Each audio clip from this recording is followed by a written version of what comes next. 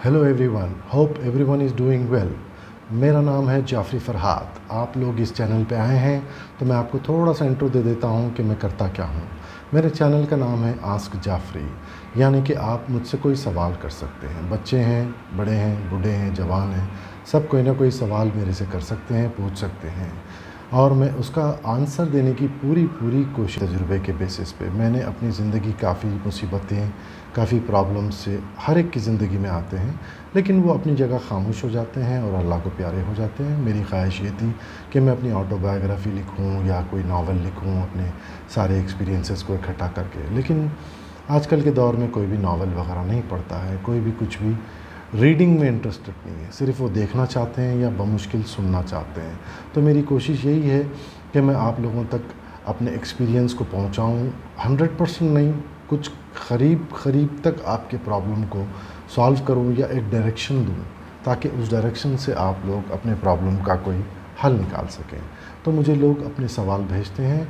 मेरा जो email address है askjafri@gmail.com, इस पर आप भी अपना सवाल भेज सकते हैं। छोटा सवाल, बड़ा सवाल, कॉम्प्लिकेटेड सवाल, जो मुझसे नहीं हो पाएगा मैं अपने फ्रेंड सर्कल का यूज़ करता हूं, जिसमें हाईली प्रोफेशनल लोग हैं। उन प्रोफेशनल से बात करके मैं आपके प्रॉब्लम को हल करने की कोशिश करूँगा, अगर मेरा एक्सपीरियंस सफिशिएंट नहीं होता है।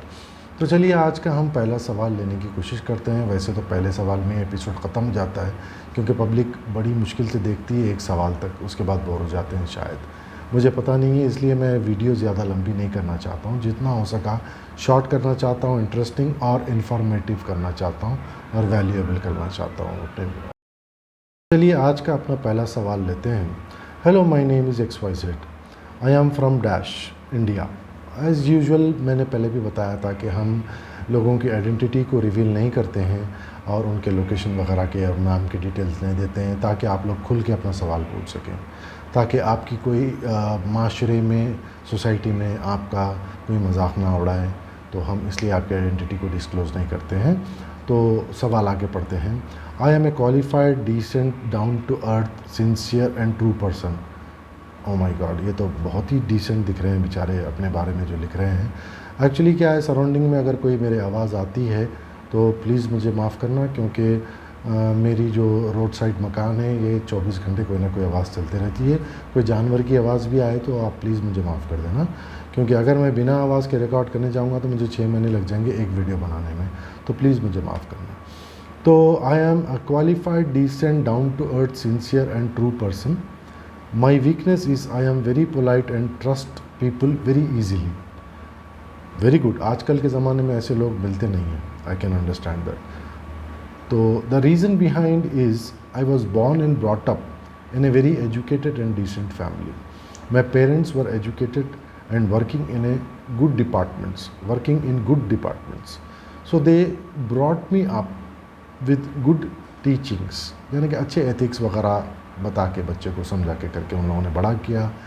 हर पेरेंट यही चाहता है, मोस्टली पेरेंट्स यही सिखाते हैं कि बेटा झूठ मत बोलो। हर रिलीजन में, हर जगह आपको यही पता चलेगा कि पेरेंट्स तो यही सिखाएंगे, हर रिलीजन यही सिखाएगा कि झूठ मत बोलो, किसी को तकलीफ़ मत दो, किसी को सताओ मत। पूरी कोशिश लोगों की यही रहती है। तो नॉट टू हार्म एनीवन, किसी को तकलीफ़ मत दो। Not to harm anyone, never say lies and never cheat on anyone. Never say lies, never cheat on anyone. यही तो फंडामेंटल्स होते हैं हर रिलीजन के, हर नेक इंसान के, हर अच्छे इंसान के, हर बड़े इंसान के। तो सही है, बिल्कुल सही।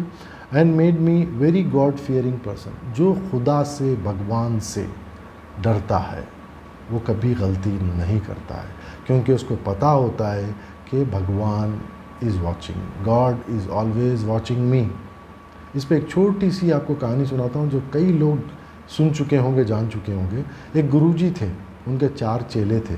उन्होंने 4 शिशुओं को, चेले यानी कि शिशुओं को, उन्होंने क्या किया, एक एक मुर्गी दे के बोला, मुर्गी यानी कि हैन देकर बोला, बर्ड देकर बोला कि कहीं भी ऐसी जगह जाओ, जा कर के जो है ना इस मुर्गी को काट के लेके आओ।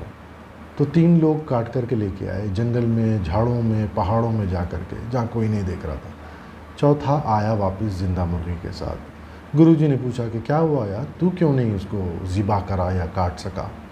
तो उसने बोला कि देखिए गुरुजी, मैं जहाँ भी गया गुफा में गया, झाड़ के नीचे गया, जहाँ भी गया तो मुझे ऊपर वाला देख रहा था, तो मैं कैसे काट सकता था, इसलिए मैं वापस आया।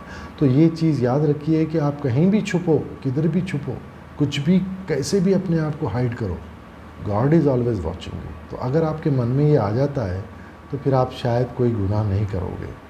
ये बिल्कुल सही बता रहे हैं, god fearing person. So this type of people are not acceptable in today's world. बिल्कुल सही, ये भी सही। This type of people are not at all acceptable in today's world. Honest people like me are treated like fools. बिल्कुल सही। हालात ऐसे हो गए हैं, दुनिया ऐसी हो गई है कि एक अच्छा नेक शरीफ इंसान बेचारा अगर जीना चाह रहा है उसको पागल बोलेगी दुनिया, अच्छा ही करना चाह रहा है तो दीवाना बोलेगी दुनिया। बदमाश, चालाक, होशियार ऐसे लोगों की ही दुनिया है, लेकिन वो गलत है। वो जो सक्सेस हासिल करते हैं शॉर्टकट से, वो सक्सेस ज़्यादा दिन नहीं चलेगी, बहुत जल्दी ख़त्म हो जाती है। तो इसलिए आपको ये याद रखना है कि आप शॉर्टकट्स, चीटिंग, किसी को धोखा देकर अगर आप कुछ हासिल कर लेते हैं तो ये ज़्यादा दिन चलने वाला नहीं है। ठीक है, तो देखते हैं बेचारे क्या बोलना चाह रहे हैं। So people like me are treated like fools and very often cheated. I have tolerated cheating and humiliation in my life many times, but as my parents taught me never become bad as the people are bad with you. फिर क्या फ़र्क रह जाएगा? बिल्कुल सही। क्या फ़र्क रह जाएगा एक बुरे इंसान में और आपके बीच में? क्या फ़र्क रह जाएगा? उसने आपको धोखा दिया, आपने रिवेंज में उसको धोखा दिया, तो फिर फ़र्क क्या रहेगा?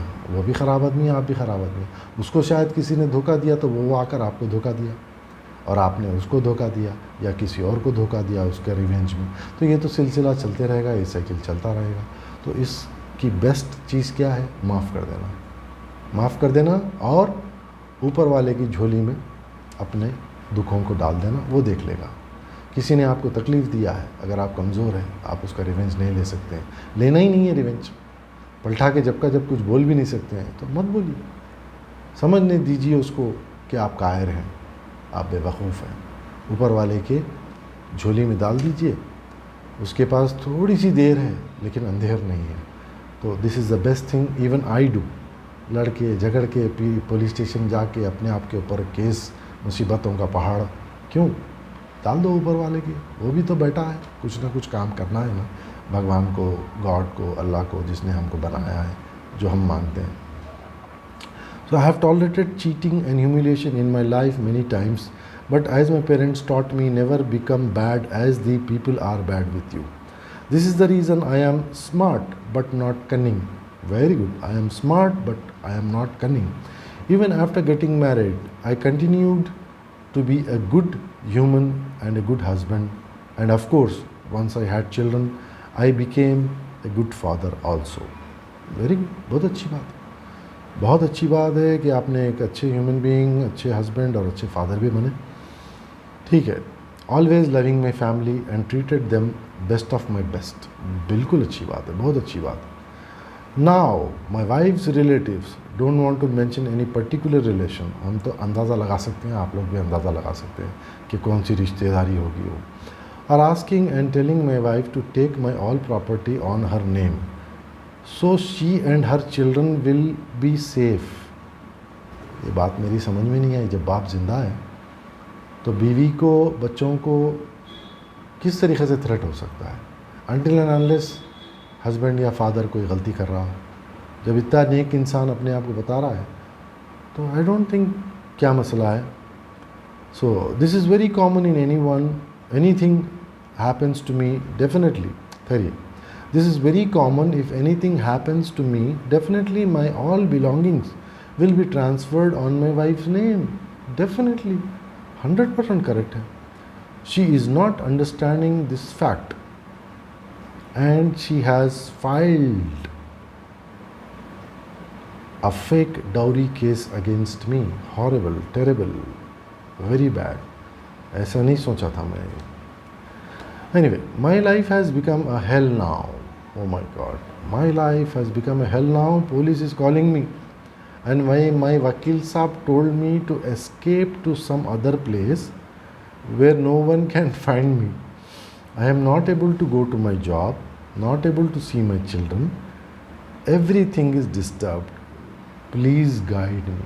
Oh my God, this is so bad, this is so bad. क्यों बैठ के बात नहीं कर सकते हैं? क्या हो रहा है आखिर? हो सकता है वाइफ उनके मम्मी के पास चले गई और इनको एक्सेस नहीं है बात करने की, या फ़ोन करते हैं तो कट कर देती होगी। इतनी ही बात मेरी समझ में आ रही है। अब इसको बेचारे को कैसे मैं समझाऊं कि मसला क्या है। देखिए, ये फेक डाउरी केसेस आजकल इंडिया में बहुत बढ़ रहे हैं, बेहिसाब फेक डाउरी केसेस।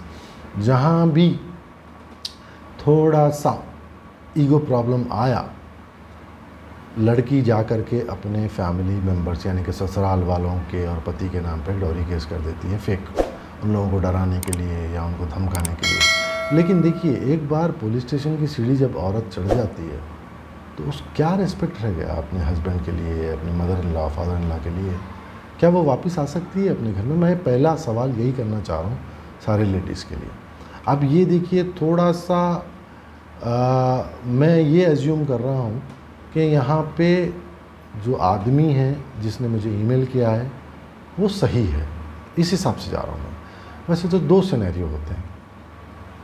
पहला सिनेरियो ये है कि हस्बैंड वाकई ख़राब है, घर आता है, बीवी को मारता है, बच्चों को मारता है, और बीवी अगर जॉब करती है तो उसकी सैलरी ले लेता है, शराब पीता है, पढ़ा लिखा होकर भी गलती करता है।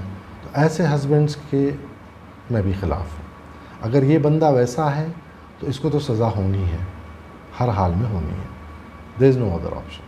अब मैं इन साहब को ये समझ रहा हूँ कि ये अच्छे इंसान हैं। अगर कोई अच्छा इंसान ट्रैप हो जाता है फेक डाउरी केस के चक्कर में, तो उसको किस तरीक़े से बचना चाहिए, अपने आप को बचाना चाहिए और अपनी वाइफ को और फैमिली को भी बचाना चाहिए।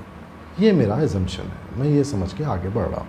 ठीक है, तो देखिए भाई साहब, पहली चीज़ तो ये है कि आपके अगेंस्ट बुक होंगे सेक्शंस 498A, जो कि काफ़ी भयंकर है, जो कि मतलब आपने क्रूअल्टी की अपनी वाइफ के ऊपर और उनको इतना मजबूर कर दिया कि वो सुसाइड कर ले, इतना सताया, इतना आपने क्रूअल उनके ऊपर सता के उनकी हालत ख़राब कर दी। तो इसको बोलते हैं 498A, जो कि काफ़ी डेंजरस सेक्शन होता है।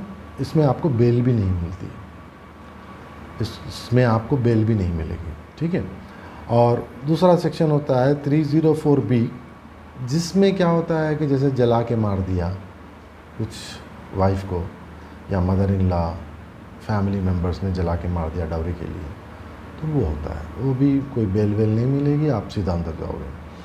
और तीसरा ये होता है आजकल 439 इज़ अ बेलेबल ऑफेंस है ये। इसमें क्या होता है, इन्वेस्टिगेशन वगैरह चलते हैं, क्योंकि आपको पुलिस को इनफ प्रूफ वगैरह नहीं मिलता है तो आप बच जाते हैं। तो अब इसमें क्या होता है, जैसे फॉर एग्ज़ाम्पल आपकी वाइफ जब गई थी police station, local police station जाएगी ऑब्वियसली, मैं आपको एक सीक्वेंस बताता हूँ।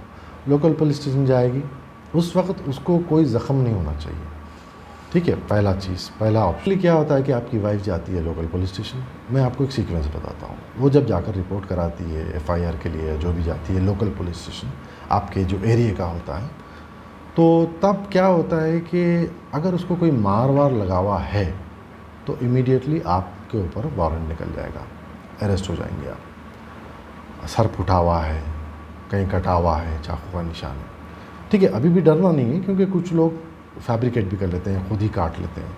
उसका बाद में इन्वेस्टिगेशन हो जाएगा फॉरेंसिक वगैरह की रिपोर्ट वगैरह के बेसिस पे कि ये रियल किसी ने किया या खुद कर लिया, वो बात की बात है। अगर मिसाल के तौर पे उसको कुछ भी मार लगा हुआ नहीं है, मैं देखिए आपको अच्छा समझ के, गुड बॉय समझ के ये बोल रहा हूँ मैं, तो मार लगा हुआ नहीं है, कुछ भी नहीं है, तो आपको कोई प्रॉब्लम नहीं है। ये केस वुमेंस पुलिस स्टेशन को ट्रांसफ़र कर दिया जाएगा जोन वाइज, जोन से, उसके पर्टिकुलर जोन से। तो वुमेन पुलिस स्टेशन को आपका केस ट्रांसफ़र कर दिया जाएगा। वहाँ से फिर आपको 2-3 दिन के बाद कॉल आएगा WPS से, आपको पूछना है। अगर लोकल पुलिस स्टेशन से कोई पुलिस फ़ोन करके आपको डरा रहा है या पैसे मांग रहा है तो आपको नहीं देना है, आपको पूछना है कि कहाँ से आ रहा है कॉल। वुमेन पुलिस स्टेशन से अगर आपको कॉल आता है तो आपको डरना नहीं है। आपके वकील साहब ने जो गलत इन्फॉर्मेशन दिया है आपको कि डर जाओ, छुप जाओ, भाग जाओ, नहीं। जब आपने कोई गलती नहीं की है तो आपको छुपना नहीं है। उसी वकील को लेकर के आप वहाँ पे जाइए, आपको समन वगैरह जो भी देते हैं वो लोग एक्सेप्ट करिए, कोई पैसे देने की ज़रूरत नहीं है। और उसके बाद क्या होगा, आपकी काउंसलिंग होगी, आपको आपकी वाइफ को बिठाकर वहाँ पे काउंसलिंग किया जाएगा। और ये जो काउंसलर होते हैं ये भी पुलिस वाले होते हैं, लेकिन स्पेशली ट्रेंड होते हैं, they are very specially trained, और आपके जैसे 100 केसेस हैंडल करते हैं रोज़। तो वो लोग पहचान लेते हैं कि कौन क्या है। आपको डिपेंड करता है, कभी 2 सेशन, कभी 3 सेशन, कभी 4 सेशन तक होंगे। जैसे वीकली आपको बुलाया जाएगा और आपकी काउंसलिंग होगी। उसके बाद में वो लोग डिसाइड करेंगे, और अगर आप सच्चे साबित होते हैं, अगर आपकी वाइफ कोई सही तरीके से प्रूफ नहीं दे सकती है, तो आपको वहीं से क्लीन चिट दे के भिजा दिया जाएगा। अब इसके बाद क्या होता है कि आपकी वाइफ सेटिस्फाइड नहीं होती है, उसके 3-4 आते हैं ना रिलेटिव्स पास वाले, वो बोलेंगे कि तू इसके ऊपर FIR कर। देखो पुलिस का काम है, वो जाके आपके ऊपर FIR करेगी, ठीक है। अब वो देखिए लेंथी प्रोसेस हो जाता है, वो FIR होगा, फिर वो कोर्ट में चार्ज शीट बोलते हैं, में charge sheet, CHARGE charge sheet को सबमिट किया जाएगा। फिर उसके बाद में आपकी पेशी, अटेंडेंस का नंबर आएगा, तो आपको कोर्ट में जाके जज के सामने ठहरना पड़ेगा। काफ़ी टाइम कंज्यूमिंग और मेंटल टॉर्चर, फिज़िकल टॉर्चर, काफ़ी ह्यूमिलिएशन का सामना करना पड़ता है, लेकिन डरना नहीं है। अगर आप सच्चे हैं तो आप जाएंगे, कोर्ट में ठहरेंगे, और जज एक अगली पेशी देके, आपके वकील साहब जाएंगे, जब आपका नंबर आएगा तो अगली पेशी का नाम बोल के आपको भेज देंगे। बस डरने का कुछ नहीं है, कोई अरेस्ट नहीं करेंगे आपको, अगर आप सच्चे हैं तो। मैं बार बार यही आपको बता रहा हूँ कि अगर आप सच्चे हैं तो, अगर आप सही है, अगर आपकी वाइफ ने वाकई में फेक डाउरी केस किया है आपके ऊपर तो अब इसमें क्या होता है, आपकी वाइफ को इनफ प्रूफ्स सबमिट करना पड़ेगा। जैसे फॉर एग्जांपल मेरे घर में लड़ाई हो रही है, मैं वाइफ को मार रहा हूँ, पीट रहा हूँ, तो अड़ोस पड़ोस, आजकल तो आपको पता है अपार्टमेंट्स, फ्लैट्स इतने क्लोज रहते हैं लोग, तो आपके पड़ोसियों को भी आप लेके जा सकते हैं कि देखिए कभी कोई लड़ाई हुई, कभी कोई आवाज़ आई, कभी मेरी वाइफ चिल्लाई, नहीं चिल्लाई, तो ये बहुत बड़ा प्रूफ बनता है, ठीक है। और इसमें क्या होता है ना, यूजुअली हस्बैंड के साथ साथ हस्बैंड के मदर फादर बूढ़े, उनको भी लिस्ट में नाम दे देते हैं, तो उनको भी पेशी में जाना पड़ेगा। अब कोई 200 किलोमीटर दूर हैं, उनका भी नाम इंक्लूड कर देते हैं, तो कभी कभी क्या होता है 10-10 लोग जाते हैं, समझे आप। तो आप मेन विक्टिम होते हैं, आपके साथ साथ ये फैमिली वाले भी विक्टिम बन जाते हैं, तो यहाँ पे एडिशनल टॉर्चर हो जाता है आपको। 70 ईयर्स के पप्पा, 65 ईयर्स की शुगर डायबिटिक पेशेंट मम्मी को लेके जाना पड़ रहा है, तो आप बहुत ज़्यादा फ्रस्ट्रेटेड हो जाते हैं, परेशान हो जाते हैं। तो ये नहीं होना है, आपको हिम्मत से सामना करना है, और आप अच्छा वकील चुनना है। पहले वकील से बात कर लेना है कि भाई मैं तू आज जीता केस, या 15 साल के बाद तूने मुझे जिताया या हराया, तो मैं तुझे इतने पैसे दूंगा। यूजुअली अगर वकील को आप सेशन वाइज या डे वाइज या जो भी अगर आप मीटर वाइज करेंगे, तो वो केस बहुत लेंथी लेके जाएगा आपका। ये जनरली करते हैं लोग, आई एम नॉट श्योर, मेरे पास कोई सबूत नहीं है। तो अगर आप बेहतर है कि एक लमसम बात कर लो कि भाई मैं तुझे इतने पैसे दूंगा, तो वो भी क्या चाहेगा कि जल्द से जल्द केस निपटाओ, पैसा ले लो। उनका भी तो प्रोफेशन होता है, उनका भी घर होता है, घर चलाना होता है, फैमिली होती है। तो इस तरीके से आपकी वाइफ को प्रूफ करना पड़ेगा कि इन्होंने मुझे वाकई में सताया है या तकलीफ़ दिया है। तो आप क्या कर सकते हैं कि FIR को क्वैश कर सकते हैं, QUASH, quash FIR high court में। अगर आपको यकीन है कि आप सच्चे हैं, तो जल्द से जल्द ख़त्म करने के लिए केस को आप हाई कोर्ट अप्रोच होकर क्वैश करिए। क्वैश करने से क्या होता है कि ये 482 सेक्शन है, जिसमें स्पेशल पावर दिए गए हैं हाई कोर्ट को, जो आपकी सुनवाई करके जब का जब केस ख़त्म कर सकते हैं, परेशान होने का नहीं, ठीक है। तो आप क्वैश करिए। क्वैश करने के बाद में जो है ना, अगर ये साबित होता है कि आपकी वाइफ ने फेक डाउरी केस किया है आपके ऊपर, तो लेडीज़ के लिए भी एक ख़ास इंतज़ाम है।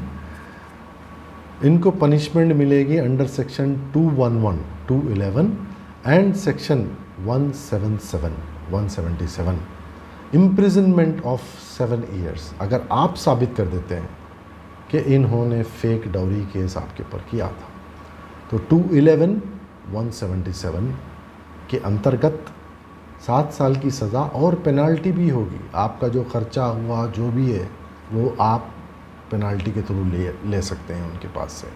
तो प्लीज़ आई डोंट नो, अपने वकील से बात करिए कि भाई मैंने कोई गलती नहीं की, मैंने किसी को तकलीफ़ नहीं दी। अगर आप सच्चे हैं तो वकील साहब को बोलिए कि मुझे भागने की ज़रूरत नहीं है, और कोशिश करिए कोर्ट के बाहर सेटलमेंट। वाइफ को समझाइए कि भाई मुझसे गलती हुई, तुमसे गलती हुई, जो भी हुआ तुमको क्या चाहिए। हाँ, ये अलग बात है, वो आपको बिल्कुल ही आजकल बहुत चल रहा है extra marital affairs and all, अगर आपको छोड़ ही देना चाह रही है तो फिर कुछ नहीं कर सकते हैं। Go to high court, quash करो, उसके बाद में जीतो और 7 साल की सज़ा कराओ अपनी बीवी को, और जो है ना उनको पेनाल्टी भी लगेगी। देखिए, ये मैं इन डेप्थ नहीं गया क्योंकि मैं कोई वकील नहीं हूँ और मैंने कोई ऐसा दावा नहीं करता हूँ। जनरल इन्फॉर्मेशन मैंने आपके लिए रिसर्च किया, आपका सवाल पढ़ने के बाद में इंटरनेट से जो जब भी मुझे रेफरेंसेस मिले उस हिसाब से मैंने आपका सवाल का हल करने का कुछ हद तक इन्फॉर्मेशन दिया है। अब आप जाइए अपने वकील से बात करिए कि भाई मुझे भागना नहीं है कहीं भी, मैंने कोई गलती नहीं की, आपको कितना अमाउंट चाहिए, इतना अमाउंट चाहिए, मुझे जिताना है या हराना है या जो भी है। चलिए हम जाते हैं वुमेंस पुलिस स्टेशन को। आपको समन रिसीव करना पड़ेगा, बिल्कुल कोई मारेगा नहीं, कोई हाथ नहीं लगाएगा। देखिए, पहले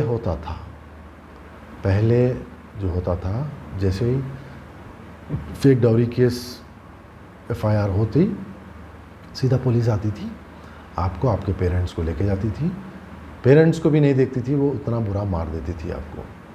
तो we have to be thankful to Kiran Bedi, police commissioner जो थी पास्ट में, इन्होंने कई चेंजेस लेकर आके इन्होंने अब ये पूरा चेंज कर दिया है।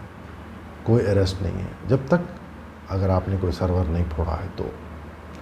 फेक है तो बाद में आप बच जाएंगे उससे भी, लेकिन अभी कोई आपको अरेस्ट नहीं करेगा, आपके पेरेंट्स को कोई धक्का नहीं लगेगा। एक प्रोसेस से जाएगा मामला, काउंसलिंग होगी, काउंसलिंग में अगर प्रूफ होता है कि आपने गलती की तो फिर आप अरेस्ट होंगे। ठीक है, तो प्लीज़ अगर आपने गलती नहीं की है, आपने अपने वाइफ को मारा नहीं, कोई क्रूअल्टी नहीं किया है, अगर फेक है केस तो you will be always safe. अपने वकील साहब को ये पॉइंट्स बताइए जाके कि मैं सेफ़ हूँ, मैंने कोई गलती नहीं की है, प्लीज़ आप ये करें। हाई कोर्ट के वकील, कोई सीनियर वकील को देखें। अगर आप कोई हैदराबाद रिलेटेड अगर आपका केस, तो आप ज़रूर मुझे ईमेल करिए आस्क जाफरी पे, मैं आपको बेहतरीन वकील दूँगा, ऐसा वकील जो हिला के रख देगा और आपको जिताएगा, अगर आप सच्चे हैं तो। ठीक है, please take care, don't worry, परेशान ना हो, आप अपनी जॉब को जाएं, कोई नहीं रोकेगा आपको, कोई टेंशन नहीं। अगर आप सच्चे हैं तो कोई आपको ह्यूमिलिएशन का सामना नहीं करना पड़ेगा क्योंकि आप सच्चे हैं। बिंदास जाओ, अपनी नौकरी करो, और आपको कोर्ट से परमिशन भी मिल जाएगा, पुलिस स्टेशन से, या जो भी आपके वकील साहब को बोलिए मेरे बच्चों से मुझे मिलना है। सो प्लीज़ डोंट वरी, अगर आप सच्चे हैं तो आपको कोई नहीं हरा सकेगा, कोई तकलीफ़ नहीं दे सकेगा आपको। ठीक है, हैव ए नाइस डे। अगर मैंने कुछ ज़्यादा बोल दिया है तो I am very sorry. So please take care about yourself. Okay, bye bye.